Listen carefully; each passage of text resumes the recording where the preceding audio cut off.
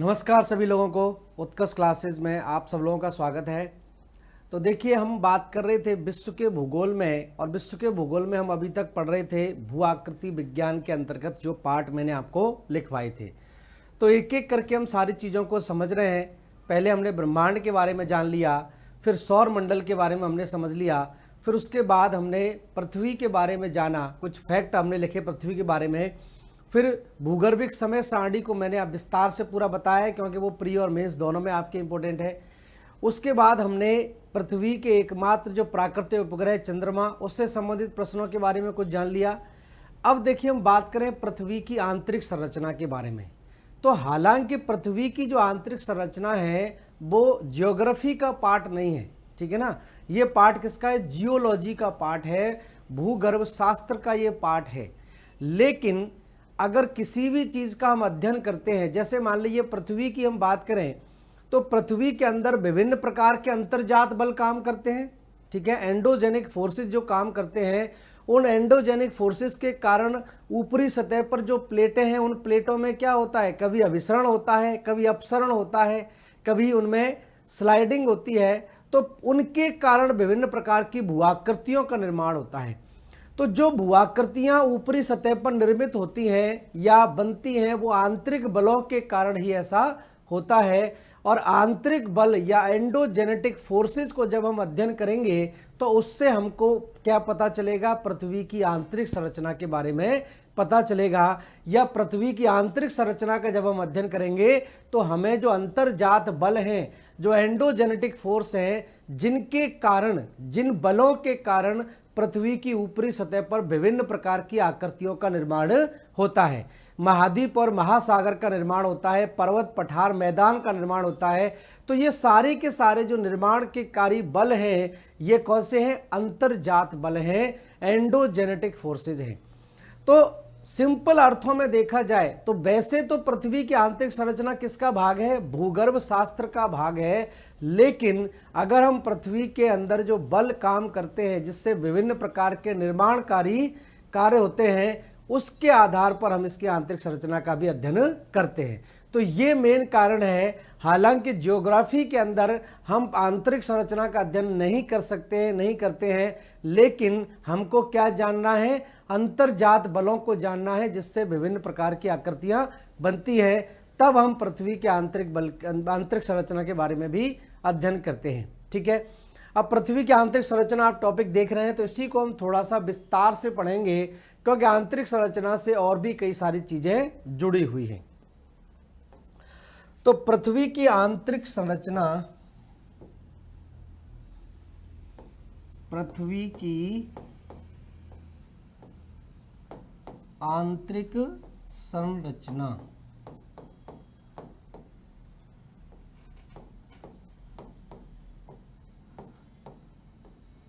कुछ चीजें इसमें से हम पहले पढ़ चुके हैं। पृथ्वी की आंतरिक संरचना से जैसे उत्पत्ति की बात करें, पृथ्वी की उत्पत्ति कब हुई है?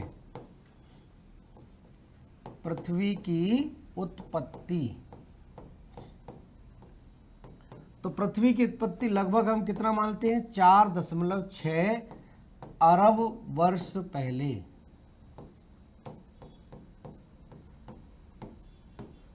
ठीक है, 4.6 अरब वर्ष पहले, या 4.5 भी अगर लिखा हुआ है तो गलत नहीं होगा, क्योंकि लगभग हमने ये तय किया है।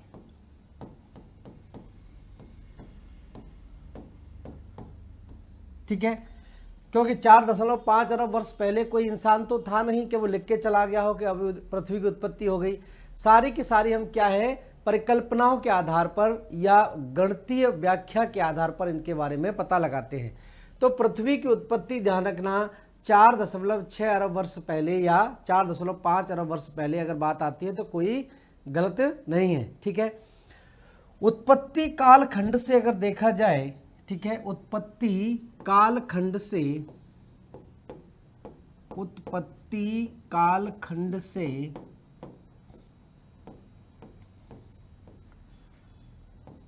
पृथ्वी आग के गोले आग के गोले से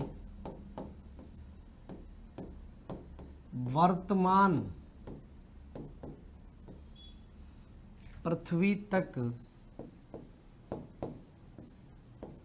वर्तमान पृथ्वी के निर्माण तक निम्नलिखित चरणों से गुजरी है। निम्नलिखित चरणों से गुजरी है। और इन चरणों की हमने बात भी पहले की हुई है, अगर आपको ध्यान हो तो। ठीक है, तो पृथ्वी, जब मैंने बताया कि शुरुआत में जब पृथ्वी सूर्य से अलग होके बनी थी, तो शुरुआत में क्या थी? आग का गोला थी, विभिन्न प्रकार के पदार्थों के गैसीय फॉर्म में थी पृथ्वी। ठीक है, अब गैसीय फॉर्म में होने के बाद धीरे धीरे करके इसके तापमान में कमी होती चली गई, तो इससे पृथ्वी का क्या हुआ? शीतलीकरण हुआ, कूलिंग। ठीक है, कूलिंग प्रोसेस आपका हुआ। अब कूलिंग प्रोसेस की दर में एक प्रक्रिया में यहां पर और जोड़ देता हूं। जब पृथ्वी कूलिंग होती है तो मैंने बताया कि भारी पदार्थ धीरे धीरे केंद्र की तरफ चले गए और हल्के पदार्थ उत्प्लावित होकर कहाँ आ जाएंगे? ऊपरी सतह पर आ जाएंगे। जब कोई भारी पदार्थ नीचे जाएगा तो हल्का अपने आप ही उसके कहाँ आ जाएगा? ऊपरी सतह पर आ जाएगा। तो इसी को हम बोल देते हैं मैग्मा पृथक्कीकरण। ठीक है, तो इस तरह से कई मैंने चरण आप यहाँ पर बताए थे, तो उन चरणों को मैं यहाँ पर लिख देता हूँ। देखिए इस तरह से तो सबसे पहले यहाँ पर पहला चरण आपका आता है, इसको हम बोलते हैं शीतलीकरण, कूलिंग प्रोसेस, शीतलीकरण कहलाता है। दूसरा चरण कहलाता है गैस विमुक्तीकरण, गैस विमुक्तीकरण। धीरे धीरे करके गैसें रिलीज होती चली गई और गैसें निकलेंगी तभी तो ठंडक की प्रोसेस होगी। उसके बाद हम बात करें मैग्मा पृथक्कीकरण, मैग्मा पृथक्कीकरण, मैग्मा पृथक्कीकरण। तो मैग्मा मतलब जब भारी पदार्थ केंद्र की तरफ चले गए और हल्के पदार्थ ऊपर की तरफ उत्प्लावित हो गए, उसी प्रक्रिया को हम क्या बोलते हैं? मैग्मा पृथक्कीकरण बोलते हैं। उसके बाद घनीभूतीकरण, घनीभूतीकरण।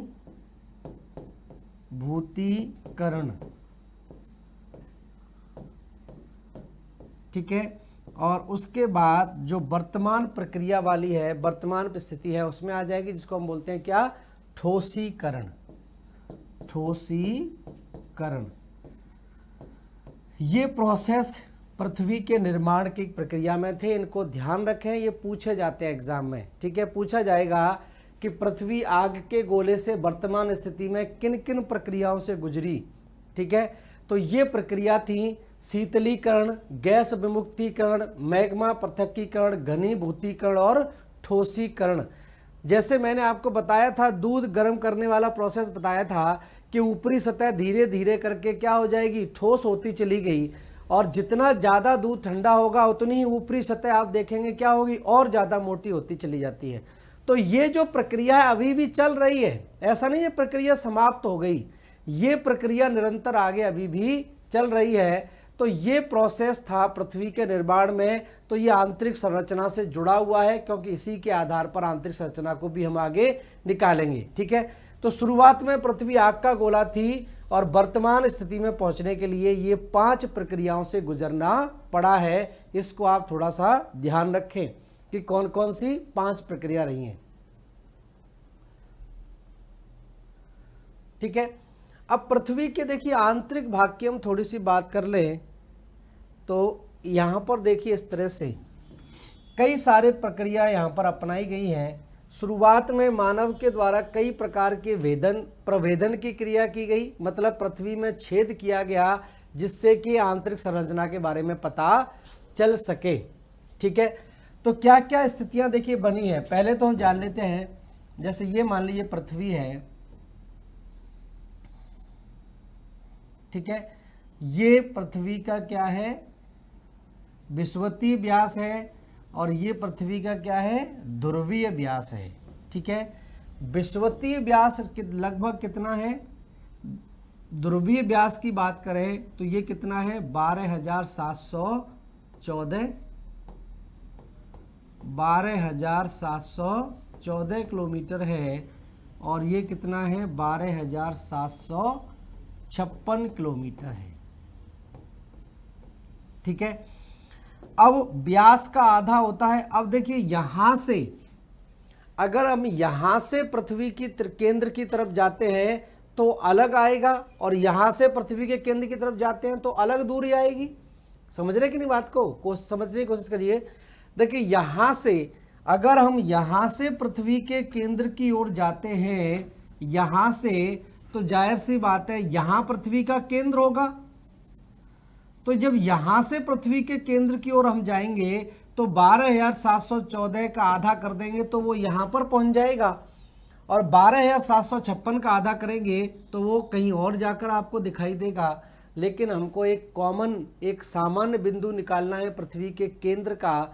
ठीक है, तो पृथ्वी के केंद्र की हम बात करें या पृथ्वी की त्रिज्या की हम बात करें तो लगभग इसको मान लेते हैं, ध्यान रखना, पृथ्वी की त्रिज्या, पृथ्वी की त्रिज्या या केंद्र, ठीक है, ये आपका 6374 किलोमीटर मान लेते हैं लगभग। कहीं 6373 भी लिखा हुआ है, लेकिन कॉमन वो अलग अलग क्यों है, क्योंकि कुछ लोग यहाँ से मान लेते हैं, कुछ लोग यहाँ से मान लेते हैं, लेकिन कॉमन देखा जाए पृथ्वी का केंद्र जो अब कितना है, 6374 किलोमीटर है। ठीक है, या गणितीय गणना में इसको 6400 मान लेते हैं सीधी सीधी भाषा के अंदर। ठीक है, अब पृथ्वी के निर्माण, पृथ्वी के बारे में जानने के लिए कई सारी प्रक्रियाओं को अपनाया गया, कई सारे प्रोसेस यहां पर अपनाए गए। जैसे फॉर एग्जांपल पहले समझ लेते हैं फिर लिखेंगे।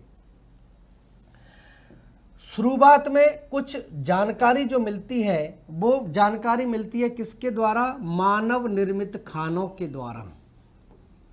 मानव निर्मित खाने, माइंस, खाने मतलब माइंस, माइंस है गोल्ड माइंस।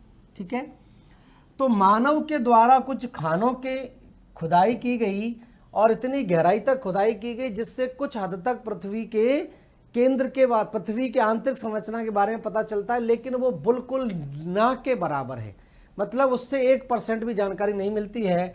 फॉर एग्जाम्पल अगर देखा जाए तो ध्यान रखना, भारत में कोलार, भारत में कोलार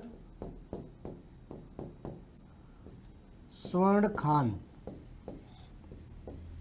तो भारत में जो कोलार सोने की खान है इसकी अधिकतम गहराई कितनी है, 3100 मीटर है, या लगभग 3 किलोमीटर गहरी है। तो हमें केवल 3 किलोमीटर की जानकारी मिलेगी, जबकि पृथ्वी का केंद्र कितना है, 6400 किलोमीटर तक है। तो इससे तो ये मान लीजिए कि बिल्कुल भी हमको जानकारी प्राप्त नहीं होती है। 3 किलोमीटर और 6300 किलोमीटर में बहुत अंतर होता है। ठीक है, दूसरी जो एक और विश्व की सबसे गहरी खान है, विश्व की सबसे गहरी, विश्व की सबसे गहरी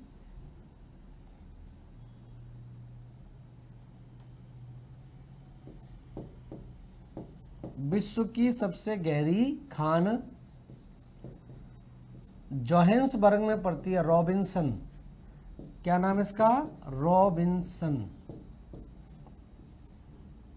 तो विश्व की सबसे गहरी खान है, ध्यान रखना, रॉबिन्सन, और रॉबिन्सन पड़ती है जोहान्सबर्ग।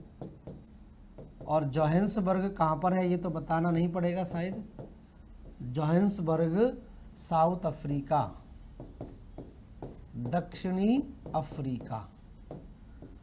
ठीक है, तो जोहान्सबर्ग दक्षिणी अफ्रीका के अंदर जो ये भी सोने की खान है। ठीक है, स्वर्ण नगरी बोलते हैं जोहान्सबर्ग को, विश्व की स्वर्ण नगरी। तो रॉबिन्सन जो खान है इसकी गहराई 5400 मीटर है, मतलब लगभग 5.5 किलोमीटर तक की जानकारी देती है रॉबिन्सन। ठीक है। लेकिन 5.5 किलोमीटर और 6400 किलोमीटर में बहुत ज़्यादा अंतर होता है। इससे भी हमको पृथ्वी के बारे में कोई विशेष आंतरिक भाग के बारे में जानकारी नहीं मिलती है, बिल्कुल ना के बराबर ये जानकारी है, ठीक है। उसके बाद देखा जाए तो रूस में एक कोला प्रायद्वीप पड़ता है। रूस में क्या है? कोला प्रायद्वीप, रूस का कोला प्रायद्वीप। अब रूस का जो कोला प्रायद्वीप है, यहां पर प्रवेधन किया गया, ड्रिलिंग की गई, छेदन किया गया, ठीक है, प्रवेधन। और यहां पर जो प्रवेधन किया गया या बोरिंग की गई या छेदन किया गया, पाइपलाइन नीचे डाली गई, तो ये अधिकतम कितने किलोमीटर तक? 18 किलोमीटर तक। तो अभी तक की सबसे गहरी जो बोरिंग की गई है वो लगभग कितनी है? 18 किलोमीटर तक है रूस के कोला प्रायद्वीप के अंदर। और 18 किलोमीटर भी आप देखेंगे पृथ्वी के केंद्र से बहुत कम है। तो ये जो सामान्य जानकारियां यहां पर जुटाई गई ये बहुत कम है। अब क्या किया गया? अब देखा गया कि क्या क्या ऐसे प्राकृतिक स्रोत हैं जिनसे जानकारी मिल सके। प्राकृतिक स्रोतों में आप देखेंगे जैसे ज्वालामुखी उद्गार है, जमीन के अंदर से लावा निकलता है, मैग्मा निकलता है, तो उससे हमको ये तो पता चल जाता है, ज्वालामुखी उद्गार जो होते हैं, विस्फोट जो होते हैं, उससे हमको ये तो पता चल जाता है कि पृथ्वी का आंतरिक भाग जो है किन किन पदार्थों से मिलकर बना है। लेकिन पृथ्वी के केंद्र की संरचना के बारे में उससे भी हमको जानकारी नहीं मिलती। पदार्थों के बारे में तो पता चल जाता है कि अंदर मैग्मा भरा हुआ है जिसमें निकेल, आयरन, मैग्नीशियम या अन्य जैसे पदार्थ हैं, लेकिन पृथ्वी के केंद्र की संरचना के बारे में पता नहीं चलता है, ठीक है। फिर हम बात करते हैं भूकंपीय तरंगों से, और भूकंपीय तरंगें हमें पृथ्वी के आंतरिक भाग के बारे में सही जानकारी देती हैं, सटीक जानकारी इनसे मिलती है, ठीक है। तो उसको नोट कर लीजिए, फिर आगे चलते हैं।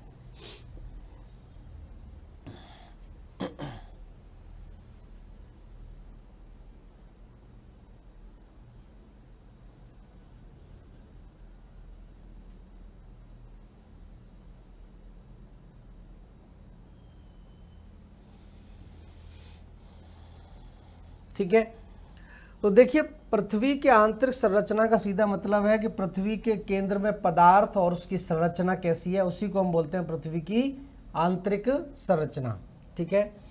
तो यहां पर हेडिंग डालते हैं पृथ्वी की आंतरिक संरचना।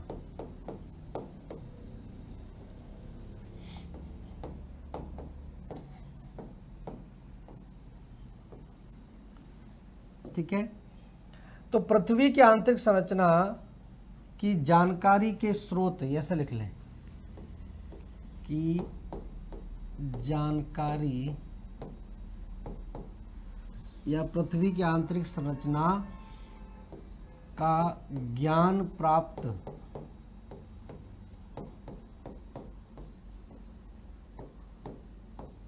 करने वाले स्रोत।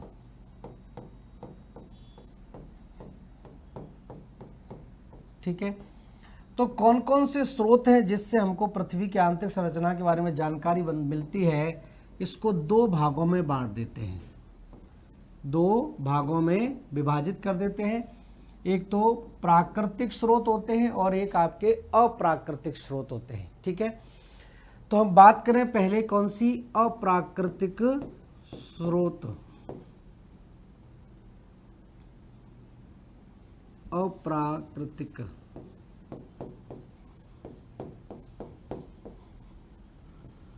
अप्राकृतिक स्रोत, और कुछ स्रोत जो है वो हमें प्रकृति से प्राप्त होते हैं, तो ये कहलाते हैं प्राकृतिक स्रोत। इन्हीं से केवल जानकारी हमको मिल जाती है। अब देखिए अप्राकृतिक स्रोतों की हम बात करें तो अप्राकृतिक स्रोतों में कौन कौन से स्रोत आपके आ जाएंगे? जैसे घनत्व है, तापमान है,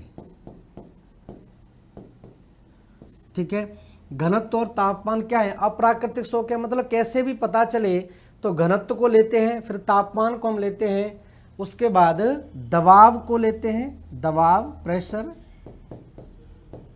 ठीक है। तो ये आपके कैसे कहलाते हैं, आपके अप्राकृतिक स्रोतों के अंदर आते हैं। और अगर हम प्राकृतिक स्रोतों की बात करें तो प्राकृतिक स्रोतों में पहले तो ध्यान रखें उल्कापात, उल्कापात या उल्कापिंड, उल्कापिंड, ठीक है। दूसरा यहां पर हम पता लगाते हैं किससे, ज्वालामुखी, ज्वालामुखी क्रिया। और तीसरा हम पता लगाते हैं किससे, भूकंप, भूकंपीय तरंगे, भूकंपीय तरंगे। तो ये सबसे ज़्यादा जो सटीक जानकारी अभी तक मिली है ये हमको किससे मिलती है, भूकंपीय तरंगों से मिलती है। तो इसी को हम विस्तार से पढ़ेंगे क्योंकि यही पृथ्वी की आंतरिक संरचना के बारे में बताता है और इसी से पदार्थों की प्रकृति के बारे में भी पता चलता है। तो जैसे ही भूकंपीय तरंगों की खोज हुई तो पृथ्वी की आंतरिक संरचना के बारे में सबसे सही जानकारी मिली है। तो ये सबसे प्रमुख स्रोत है, प्राकृतिक स्रोत है, प्रकृति से हमको ये प्राप्त हो रहे हैं, ठीक है। अब जैसे उल्का पिंड की बात करें, उल्का पिंड आपको पता ही है, मैंने बताया था कि कई सारे खगोलीय पिंड जो हैं वो ब्रह्मांड में पृथ्वी के चारों तरफ पाए जाते हैं या अन्य ग्रहों के चारों तरफ पाए जाते हैं। तो ये जो उल्का पिंड हैं ये कैसे बने हैं, जैसे पृथ्वी बनी है भाई, इनकी जो उत्पत्ति हुई है वो समान प्रकार से हुई है जैसे पृथ्वी की उत्पत्ति हुई है। और जब ये उल्का पिंड पृथ्वी के वायुमंडल में, पृथ्वी के आकर्षण बल में आ जाते हैं तो धरती तक पहुंच जाते हैं, सतह तक। और जब सतह पर ये पहुंच जाएंगे तो इनकी संरचना का पता लगाया जा सकता है, क्योंकि बड़े उल्का पिंड धीरे धीरे करके नीचे पहुंचते हैं तो ऊपरी सतह इनकी क्या होती है, जलकर नष्ट हो जाती है। तो इनकी जो आंतरिक भाग है वही केवल जमीन तक पहुंच पाता है, पृथ्वी की सतह तक पहुंच पाता है। तो जब मान लीजिए ये इस तरह से देखिए, जैसे ये मान लीजिए कोई उल्का पिंड था, इतना बड़ा उल्का पिंड था इस तरह से, ठीक है, ये उल्का पिंड था। अब जब जैसे जैसे ये ऊपर से नीचे की तरफ गिरेगा तो जाहिर सी बात है इसकी बाहरी सतह जलकर नष्ट होती रहेगी, बाहरी सतह इसकी जलकर नष्ट होती रहेगी। केवल आंतरिक भाग जो है इस तरह से इतना भाग इसका जमीन तक पहुंचेगा, सतह तक पहुंचेगा, तो ये बिल्कुल इसका क्या होगा, केंद्र का भाग होगा। तो इस उल्का पिंड के केंद्र की संरचना के आधार पर हम ये पता लगा सकते हैं कि पृथ्वी का केंद्र भी किस प्रकार का हो सकता है, ठीक है। लेकिन ये सटीक जानकारी नहीं देता है क्योंकि उल्का पिंड के और पृथ्वी के आकार में बहुत बड़ा अंतर है। लेकिन फिर भी हमको ये जानकारी मिल जाती है कि जब उल्का पिंड का केंद्र ऐसा है जो जलकर नष्ट होने के बाद बचा है तो पृथ्वी का केंद्र किस प्रकार का होगा, ठीक है। दूसरा हम बात करें ज्वालामुखी क्रिया की, तो मैंने बताया कि जब ज्वालामुखी उद्गार होते हैं, एक एक करके बात करेंगे, थोड़ा सा मैं आपको एक्सप्लेन कर दूं। जब ज्वालामुखी उद्गार होते हैं, जैसे ऊपर की सतह है पृथ्वी की और अंदर से जब मैग्मा निकलता है तो ध्यान रखना अधिकतम जो मैग्मा निकलता है उसकी गहराई, मैग्मा की ऊपरी सतह पर पहुंचने की ये जो गहराई होती है ये अधिकतम कितनी होती है, 750 किलोमीटर होती है। कितना भी खतरनाक या कितना भी विस्फोटक ज्वालामुखी उद्गार हुआ हो उसमें अधिकतर जो पदार्थ निकल कर आते हैं वो कहाँ से आते हैं, 750 किलोमीटर से ही आते हैं। अब 750 किलोमीटर तक कौन कौन से पदार्थ पृथ्वी में पाए जाएंगे ये तो हमें ज्वालामुखी उद्गार से मिल जाएगा, लेकिन पृथ्वी की गहराई 750 तो है नहीं केंद्र की, वो कितनी है, वो तो 6400 किलोमीटर तक है। तो आप इससे भी देख सकते हैं कि ज्वालामुखी से हमको पदार्थों के बारे में तो पता चल जाता है कि आंतरिक भाग में कौन कौन से पदार्थ हैं, लेकिन केंद्र तक की जानकारी इससे भी नहीं मिलती है। केंद्र तक की जानकारी हमको किससे मिलती है, भूकंपीय तरंगों की प्रकृति से मिलती है। तो भूकंपीय तरंगें जैसे आपकी पी तरंगें हैं, एस तरंगें हैं या एल तरंगें हैं, इन तरंगों की अलग अलग प्रकार की प्रकृति पाई जाती है, इसके कारण हमको जानकारी मिलती है। तो जब यहाँ पर पहुँचेंगे तो हम पूरी तरह से जान जाएंगे कि किस तरह से पृथ्वी की आंतरिक संरचना है। ठीक है, तो एक एक करके हम डिस्कस करेंगे। तो शुरुआत करते हैं हम पहले अप्राकृतिक स्रोतों से, और अप्राकृतिक स्रोतों में सबसे पहले कौन सा है, आता है घनत्व। ठीक है, तो लिख लेते हैं अप्राकृतिक स्रोत।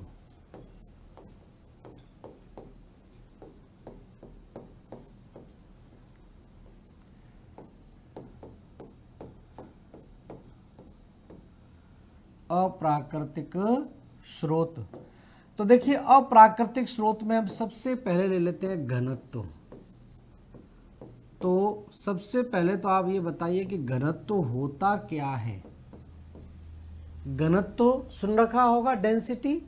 किसको हम कहेंगे डेंसिटी, ठीक है, किसको घनत्व कहा जाता है। तो देखिए सिंपल सी घनत्व की परिभाषा है, किसी पदार्थ का जो द्रव्यमान और उसका जो आयतन होता है उसके अनुपात को हम क्या बोल देते हैं, घनत्व बोलते हैं। ठीक है, तो किसी भी पदार्थ के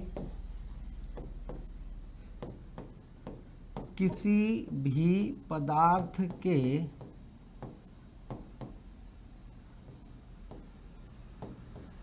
भी पदार्थ के आयतन या द्रव्यमान, लिखिए किसी भी पदार्थ के द्रव्यमान तथा आयतन, द्रव्यमान तथा आयतन के अनुपात को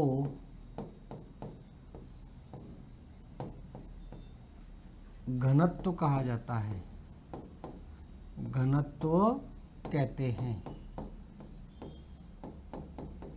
ठीक है, इसकी इकाई यूनिट, घनत्व की इकाई क्या होती है। ठीक है, इसकी सबसे छोटी इकाई की हम बात करें तो ग्राम प्रति सेंटीमीटर क्यूब। तो ग्राम प्रति सेंटीमीटर क्यूब इसकी इकाई होती है। ठीक है, तो सीधा सीधा घनत्व का मतलब क्या हो गया, घनत्व इज इक्वल टू द्रव्यमान बटे आयतन। ठीक है, ये हो जाएगा द्रव्यमान बटे आयतन। ठीक है, अब आप देखा होगा घनत्व से कैसे पता लगाएंगे। तो किसी भी पदार्थ की हम देखें, किसी भी पदार्थ, कोई भी पदार्थ अगर भारी है तो इसका मतलब वो किससे बना है, भारी तत्वों से बना हुआ है, मतलब उसका घनत्व ज़्यादा होगा। जैसे फॉर एग्जांपल एक पानी की बोतल है और पानी की बोतल में अगर पानी है तो उसका वजन कम होगा, लेकिन अगर उस पानी की जगह रेत भर देंगे तो उसमें वजन उसका क्या हो जाएगा, ज़्यादा वजन हो जाएगा। तो जाहिर सी बात है पानी की तुलना में रेत का घनत्व कैसा होगा, ज़्यादा घनत्व होगा। या पानी की जगह हम उसमें शहद भर दें पूरी बोतल में तो उसमें भी क्या होगा, ज़्यादा उसका घनत्व होने के कारण उसका भार ज़्यादा होगा। ध्यान रखना द्रव्यमान और भार में अंतर होता है। ठीक है, द्रव्यमान और भार में थोड़ा सा अंतर ध्यान रखना। ठीक है, द्रव्यमान की अगर हम बात करें, देखिए भार की बात करते हैं, वेट की बात करते हैं, थोड़ा सा क्लियर मैं आपको कर दूं। सामान्य भाषा में हम भार इस्तेमाल कर देते हैं, लेकिन भार बोलना गलत है। घनत्व के संदर्भ में हम क्या बोलते हैं, द्रव्यमान बोलते हैं, मास बोलते हैं।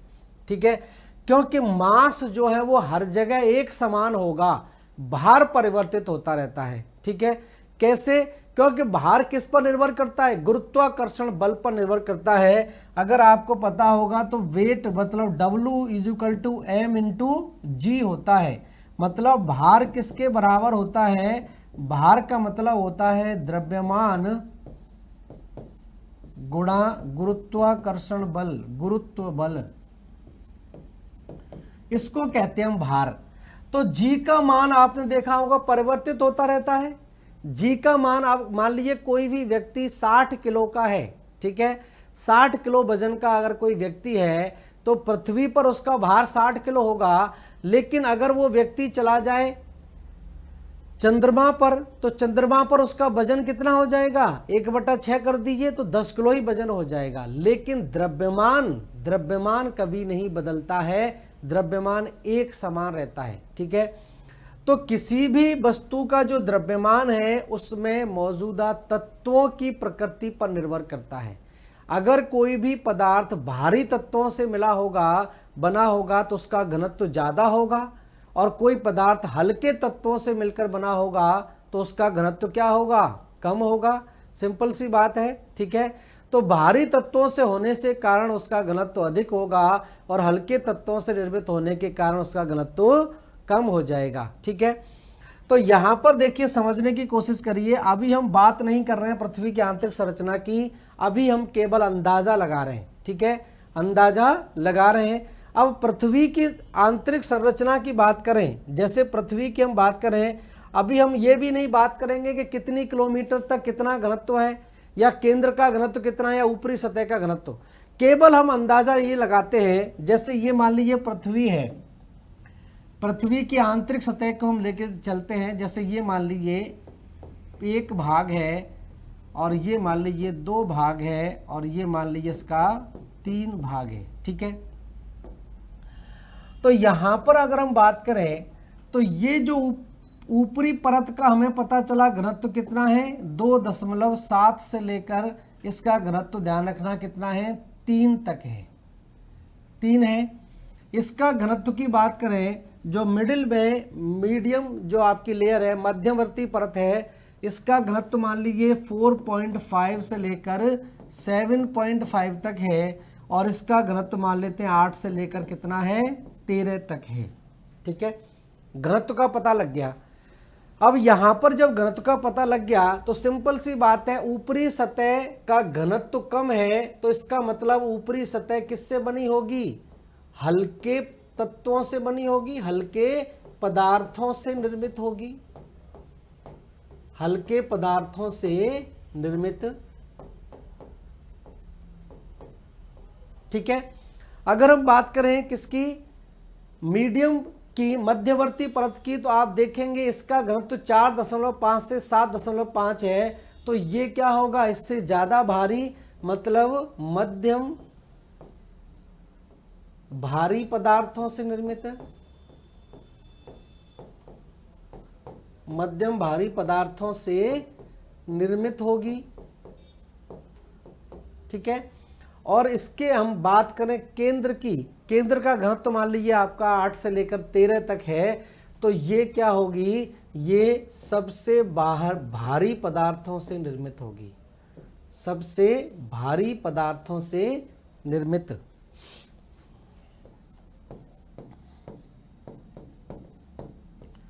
सबसे भारी पदार्थों से निर्मित।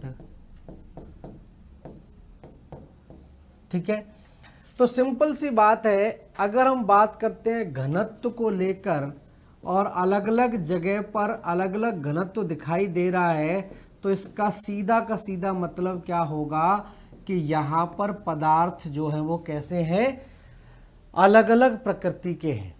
ठीक है, अगर हम पृथ्वी की ऊपरी सतह की बात करते हैं तो इसका घनत्व कम है, तो इसका मतलब ये हल्के पदार्थों से निर्मित है।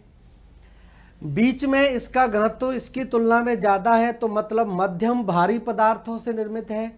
और केंद्र में इसका घनत्व सबसे ज़्यादा प्राप्त हो रहा है, तो इसका मतलब ये है कि ये सबसे भारी पदार्थों से निर्मित है। अभी हम बात नहीं करेंगे कि कौन सियाल से निर्मित है, कौन सीमा से और कौन नीफे से। अभी केवल हम किसके आधार पर पता लगा रहे हैं, घनत्व के आधार पर। तो घनत्व से इस तरह से पता चलता है कि अलग अलग जगह पर अलग अलग घनत्व पाया जा रहा है, तो यहाँ पर पदार्थ कैसे होंगे, अलग अलग प्रकार के पदार्थ पाए जाएंगे। ठीक है, तो ये घनत्व के आधार पर है, इसको नोट कर लीजिए।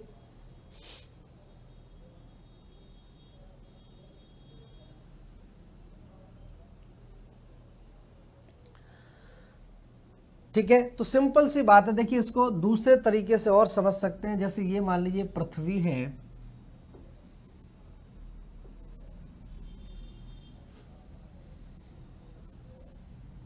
ये पृथ्वी का केंद्र है,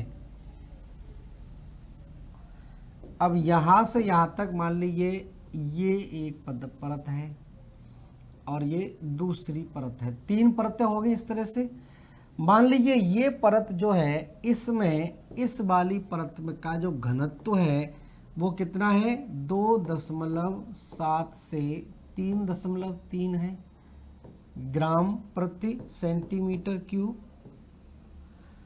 इस वाली परत का मध्यम, ठीक है, मध्यम परत का घनत्व कितना है, 4.5 से 7.5 ग्राम प्रति सेंटीमीटर क्यूब। और इसकी हम बात करें तो इसका घनत्व कितना है, इसका घनत्व 8 से लेकर मान लीजिए 13 तक है, अलग अलग रहता है, 8 से 11, 11 से 13, लेकिन इतना ही आप मानकर चलते हैं। तो सिंपल सी बात है, जब इस वाली परत की बात करेंगे तो ये ऊपर है, तो ऊपर कौन से पदार्थ पाए जाएंगे, हल्के पदार्थ पाए जाएंगे, तो ये हल्के पदार्थों से निर्मित होगी, हल्के पदार्थों से। पदार्थ हम बाद में जानेंगे, ठीक है। ये वाली परत क्या होगी, मध्यम भारी पदार्थों से, मध्यम भारी पदार्थों से निर्मित। और ये क्या होगी, ये सबसे भारी पदार्थों से निर्मित। तो सबसे भारी पदार्थों से निर्मित होगी कौन सी, आंतरिक भाग। और ये और ज़्यादा भारी हो जाएगा, केंद्र वाला भाग है। तो ये इस तरह से केवल हम किसके आधार पर प्राप्त कर रहे हैं, घनत्व के आधार पर। घनत्व के आधार पर इस तरह से हम पता लगा सकते हैं कि पृथ्वी की ऊपरी सतह का कम घनत्व है, तो इसका मतलब ये हल्के पदार्थों से निर्मित होगी। मध्यम भाग का घनत्व ज़्यादा है इसकी तुलना में, तो ये मध्यम भारी पदार्थों से निर्मित होगी। और केंद्र का जो घनत्व है वो सबसे ज़्यादा है, तो इसका मतलब ये सबसे भारी पदार्थों से निर्मित होगी। ये केवल स्थिति को आपको ध्यान रखना है, ठीक है। अब देखिए हम दूसरा ले लेते हैं, तो घनत्व के आधार पर हो गई। दूसरा जो आपका कारक है, दूसरा जो स्रोत है, अब प्राकृतिक स्रोत की हम बात करें तो दूसरा क्या कहलाता है, वो कहलाता है तापमान, ठीक है। तो दूसरे स्रोत की बात करें तो ये क्या कहलाएगा, तापमान।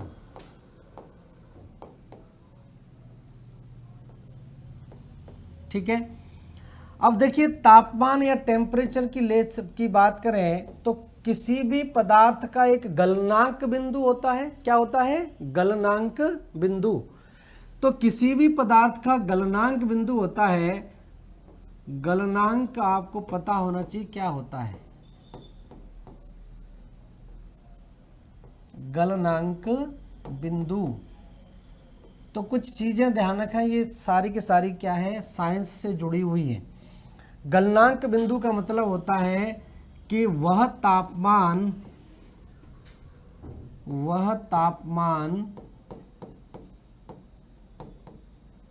जिस पर कोई पदार्थ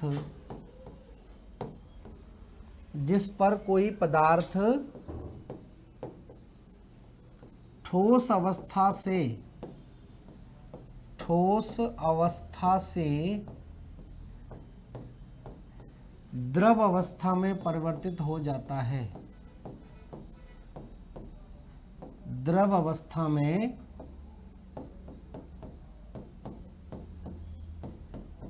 परिवर्तित हो जाता है, ठीक है। तो द्रव अवस्था में परिवर्तित हो जाता है, उस तापमान को क्या बोलते हैं, गलनांक बिंदु बोलते हैं। मेल्टिंग पॉइंट होता है, और हर एक धातु का अपना अपना अलग मेल्टिंग पॉइंट होता है, ठीक है। सबसे ज़्यादा मेल्टिंग पॉइंट किस धातु का होता है वो आप सोच के रखिए, फिर मैं आगे बात करता हूँ। अब यहाँ पर केल्विन महोदय ने, ठीक है, केल्विन एक वैज्ञानिक का नाम है केल्विन। केल्विन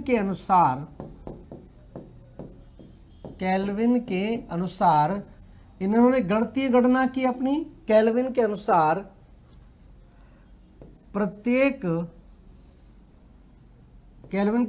पृथ्वी के आंतरिक भाग में प्रत्येक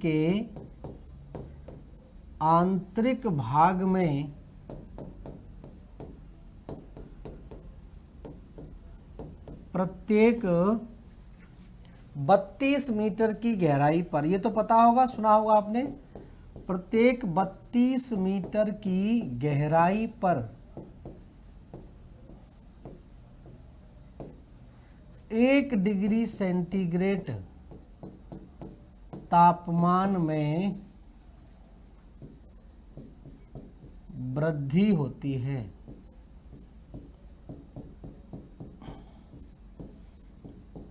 एक डिग्री सेंटीग्रेड तापमान में क्या होती है? वृद्धि। तो केल्विन ने बताया कि जैसे जैसे हम पृथ्वी की ऊपरी सतह से उसके केंद्र की ओर जाते हैं तो उसमें कितनी वृद्धि होती है? 32 मीटर की गहराई पर। जैसे ऊपरी सतह पर जाते हैं हम, पृथ्वी की सतह से ऊपर वायुमंडल में जाते हैं तो 165 मीटर की ऊंचाई पर 1 डिग्री सेंटीग्रेड तापमान कम होता है। लेकिन अगर हम गहराई में जाते हैं तो 1 डिग्री सेंटीग्रेड तापमान में क्या होती है? वृद्धि हो जाती है। कितने मीटर पर? 32 मीटर की गहराई पर। यह बताया किसने? केल्विन ने। तो केल्विन ने ये बता तो दिया, लेकिन केल्विन ने पूरी जानकारी नहीं दी।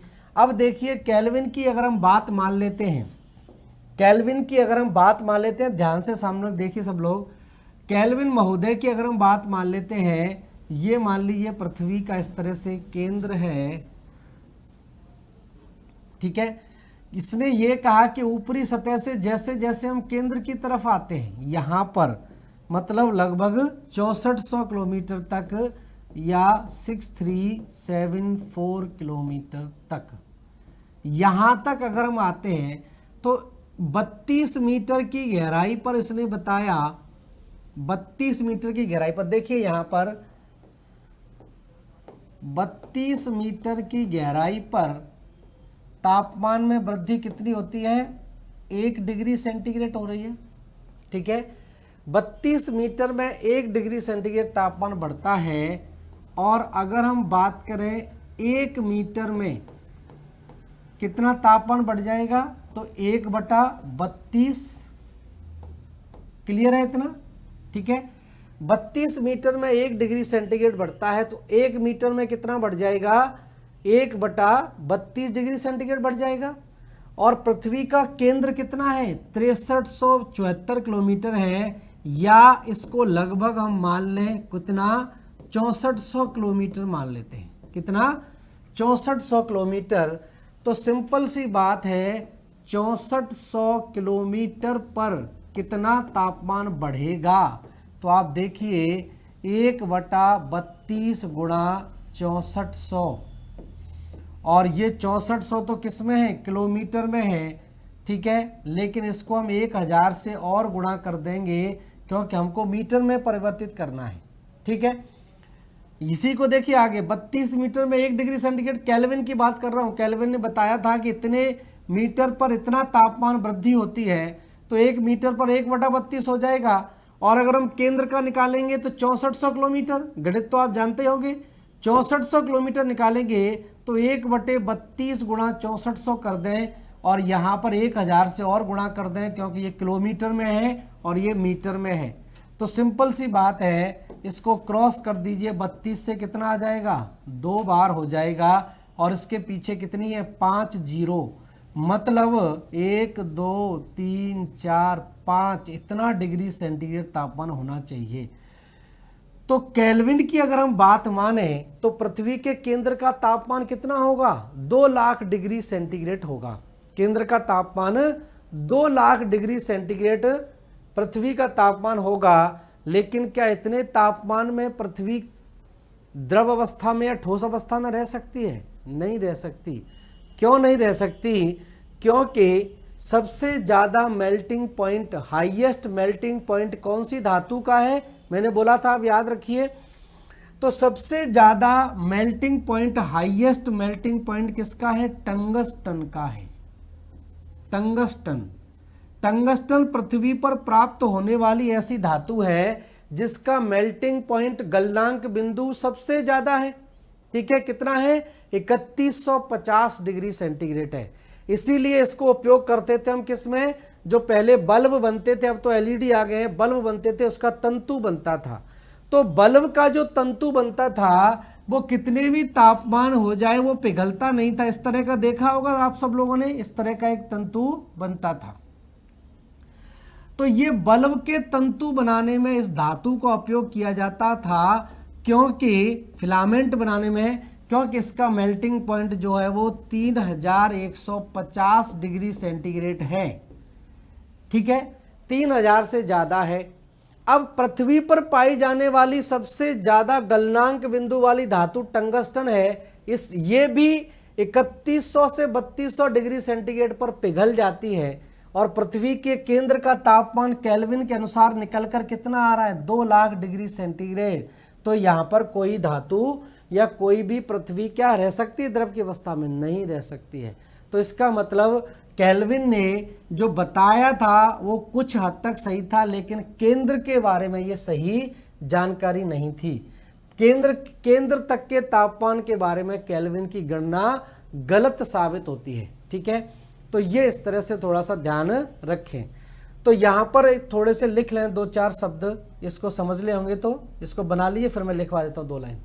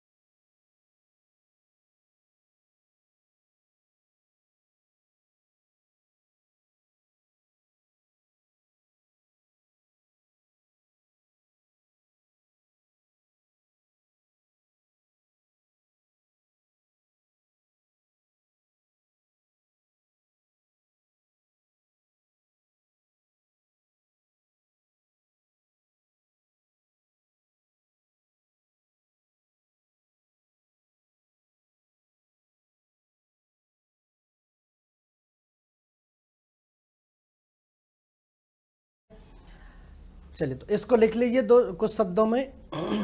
मैं बोलता जाता हूं, आप लोग इसको नोट कर लीजिए। तापमान हेडिंग डाल रखी होगी, तापमान में आप लिखिए केल्विन के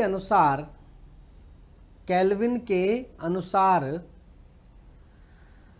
प्रत्येक 32 मीटर की गहराई पर, प्रत्येक 32 मीटर की गहराई पर 1 डिग्री सेंटीग्रेड तापमान में वृद्धि होती है।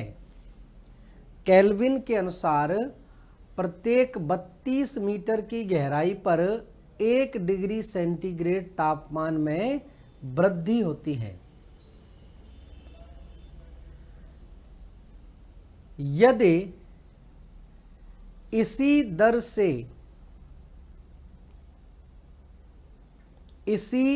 से पृथ्वी के केंद्र तक, इसी दर से पृथ्वी के केंद्र तक के तापमान की गणना, पृथ्वी के केंद्र तक के तापमान की गणना की जाए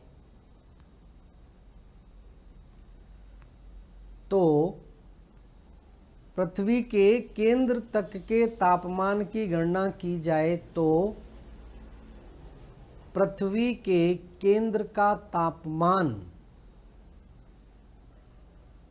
2 लाख डिग्री सेंटीग्रेड होना चाहिए। पृथ्वी के केंद्र का तापमान 2 लाख डिग्री सेंटीग्रेड होना चाहिए। लेकिन इतने अधिक तापमान पर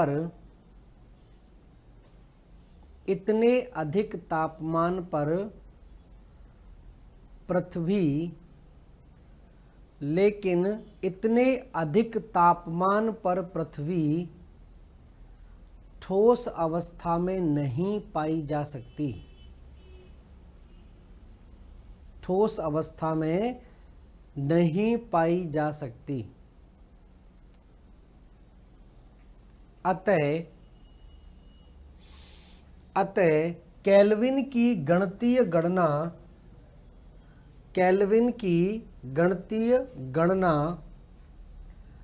केंद्र के तापमान केल्विन की गणितीय गणना केंद्र के तापमान के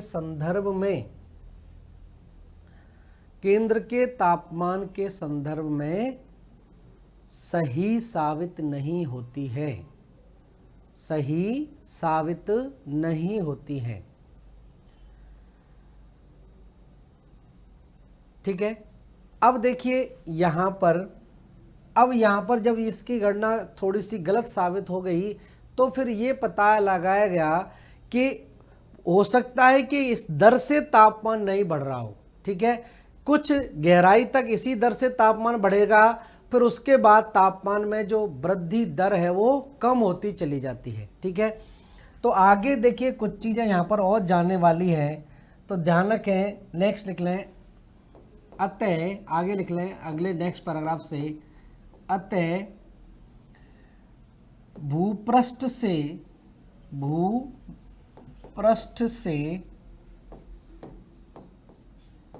केंद्र की ओर जाने पर भूपृष्ठ से केंद्र की ओर जाने पर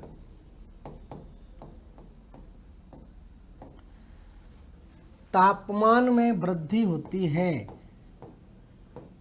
तापमान में वृद्धि होती है,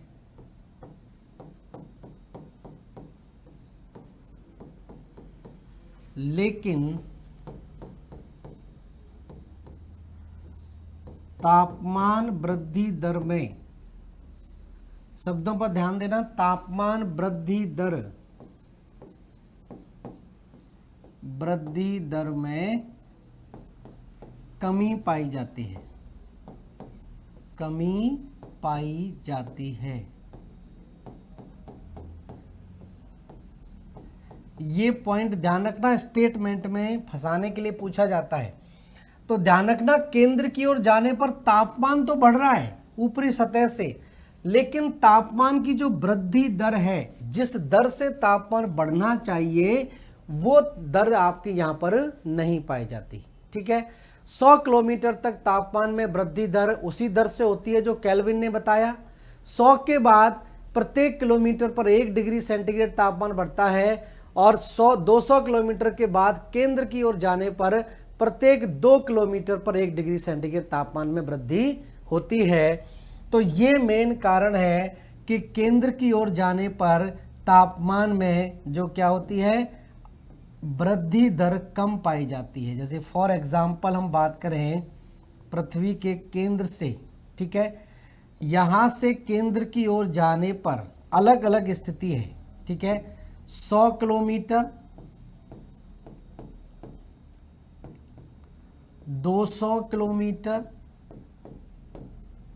और यहाँ पर हम चले जाएं तो ये 6374 किलोमीटर। ठीक है, तो 3 पार्ट में इसको समझने की बात करें। यहाँ से यहाँ तक अगर हम जाते हैं तो कितना होता है, 32 मीटर पर, प्रत्येक 32 मीटर पर 1 डिग्री सेंटीग्रेड तापमान में वृद्धि होती है।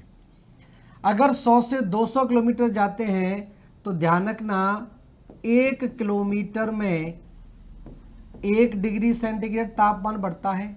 ठीक है, 1 किलोमीटर में कितना, 1 डिग्री सेंटीग्रेड, 100 से 200 किलोमीटर की गहराई पर, और 200 से पृथ्वी के केंद्र तक जाते हैं तो यहाँ पर प्रत्येक 2 किलोमीटर पर 1 डिग्री सेंटीग्रेड तापमान बढ़ता है।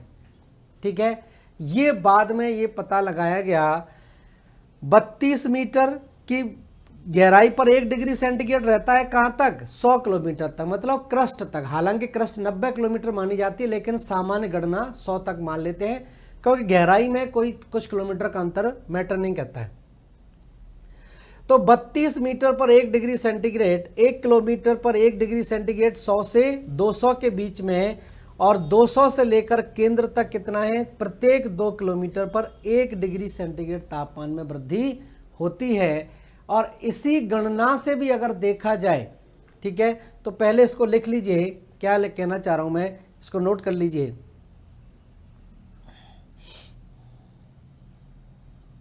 ठीक है, तो यहां पर हम बात करें,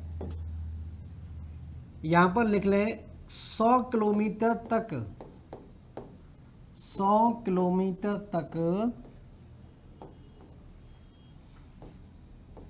32 मीटर की गहराई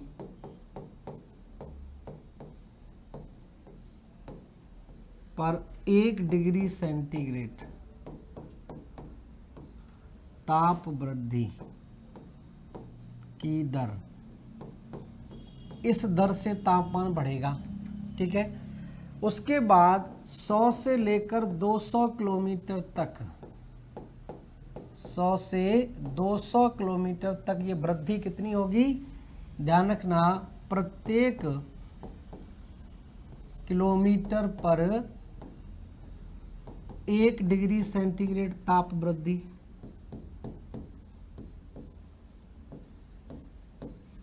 और उसके बाद 200 किलोमीटर से 6374 किलोमीटर तक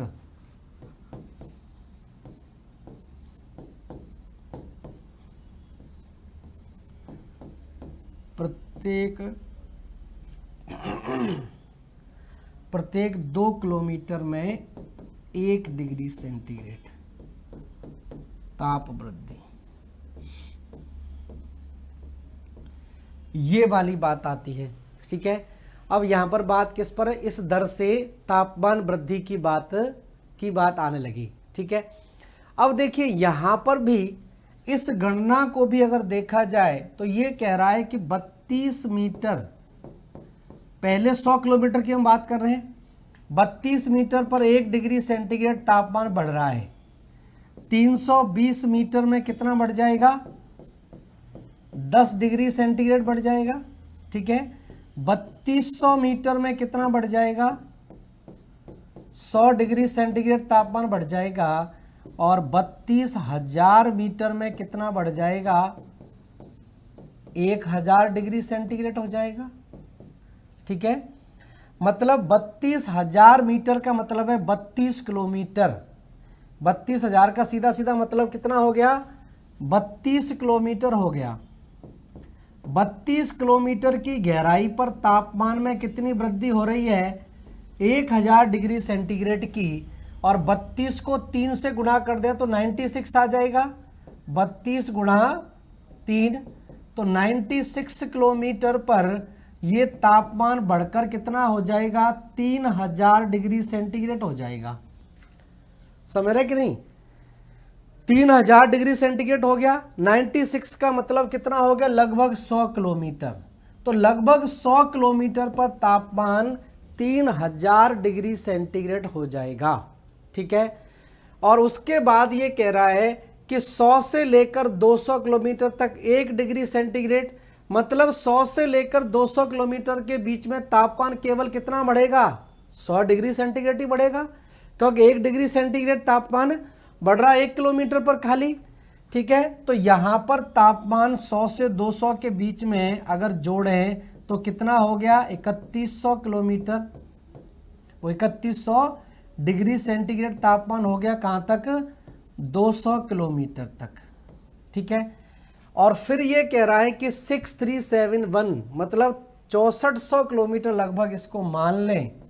ठीक है, तो यहां पर कितना हो रहा है, 2 किलोमीटर में 1 डिग्री सेंटीग्रेड, मतलब ये लगभग, ये अगर 6000 मान लेते हैं तो 3000 यहां पर तापमान बढ़ गया, और तो 3000 इसमें हम जोड़ दें तो तापमान कितना हो गया, 6100 किलोमीटर डिग्री सेंटीग्रेड हो गया, 6100 डिग्री सेंटीग्रेड तापमान हो गया।